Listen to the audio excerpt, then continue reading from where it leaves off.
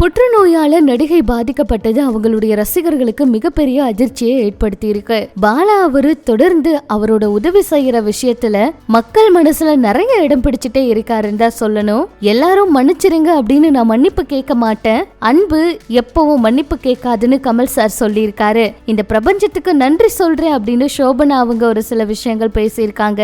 ஆமையும் ஒரு உயிர் தான், எதுக்கு இப்படி நெகட்டிவான கருத்துக்கள் எல்லாம் பதிவிடுறீங்கன்னு விஜய் ஆண்டனி அவரு ரொம்ப கோபத்தோடு பேசியிருக்காரு. வாங்க என்னாச்சுங்கிறத இந்த வீடியோல பார்த்து தெரிஞ்சுக்கலாம். பிரபல இந்திய சின்னத்திரை நடிகை தீபிகா கக்கர் அவங்களுக்கு நிறைய ரசிகர்கள் இருக்காங்க. நிறைய சீரியல்ல இவங்க நடிச்சிருக்காங்க.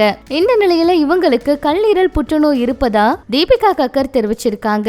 வயிற்றோட மேல் பகுதியில வலி ரொம்ப அதிகமா இருந்திருக்கு. இதுக்காக மருத்துவமனைக்கு போயிருக்காங்க, பரிசோதனை பண்ணிருக்காங்க. டென்னிஸ் பந்து அளவிலான கட்டி இருக்கு கல்லீரல அப்படின்னு கண்டுபிடிச்சிருக்காங்க. இது 2ஆம் நிலை புற்றுநோய் கட்டி அப்படிங்கறது அவங்களுக்கு தெரிய வந்திருக்கு.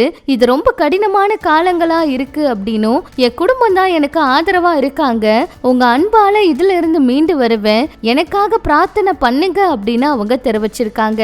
சீக்கிரமா அவங்க குணமடைய ரசிகர்களும் பிரார்த்தனை பண்ணிட்டு இருக்காங்க. இப்படி ஒரு விஷயம் நடக்கணுமா, நல்ல நடிகை அதுவும் சின்ன வயசா இருக்காங்க அப்படின்னு எல்லாம் கூட நிறைய பேர் அவங்களுக்கு ஆதரவா கருத்துக்களை எல்லாம் கூட பதிவிட்டு இருக்காங்க. சீக்கிரமா இதுல இருந்து குணமாகி வருவீங்கன்னு ஆறுதலும் சொல்லிட்டு இருக்காங்க. இப்படி இது ஒரு பக்கம் இருக்க, பாலா அவர் பாத்தீங்கன்னா தொடர்ந்து நிறைய உதவிகளை செய்துட்டு இருக்காரு. அதே போல வியாசர்பாடியில 22 குடும்பங்களுக்கு பாலா அவரு உதவி செய்திருக்காரு. அதுவும் ரொம்ப முடியாம இருக்க அவங்களுக்காக 5000 ரூபாய் ஒவ்வொரு குடும்பத்துக்கும் அவர் கொடுத்திருக்காரு.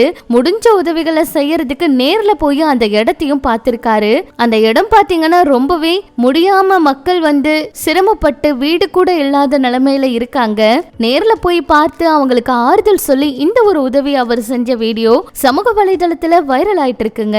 இப்படி இது ஒரு பக்கம் இருக்கு. மத்திய அரசு ஆண்டுதோறும் பல்வேறு துறைகள்ல சிறந்து விளங்குற ஆளுமைகளுக்கு பத்ம விருதுகள் எல்லாம் கொடுத்து கௌரவிச்சிட்டு இருக்காங்க.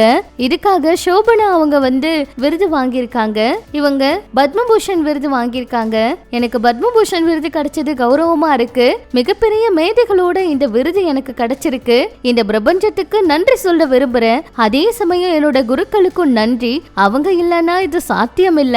இந்திய அரசாங்கத்துக்கு என்னுடைய நன்றி அப்படின்னு தெரிவிச்சிருக்காங்க. அடுத்து கமல் சார் சமீபத்துல கன்னட மொழி பத்தி பேசினது மிகப்பெரிய சர்ச்சையாச்சு.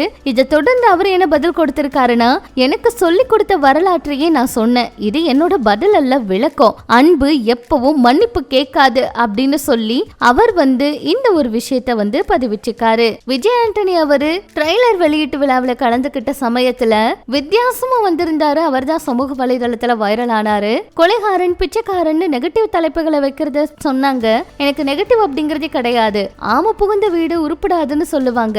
ஆனா என்ன பொறுத்த வரைக்கும் ஆமையும் ஒரு உயிர் தானே, ஏன் அப்படியெல்லாம் சொல்லணும் அப்படிங்கிற மாதிரி இந்த ஒரு விஷயத்த அவர் சொல்லியிருக்காருங்க. இதெல்லாம் பற்றி உங்களோட கருத்துக்களை சொல்லுங்க. இன்னும் சினிமா தகவலை தெரிஞ்சுக்க நம்ம சேனல் கூட இணைஞ்சிருங்க.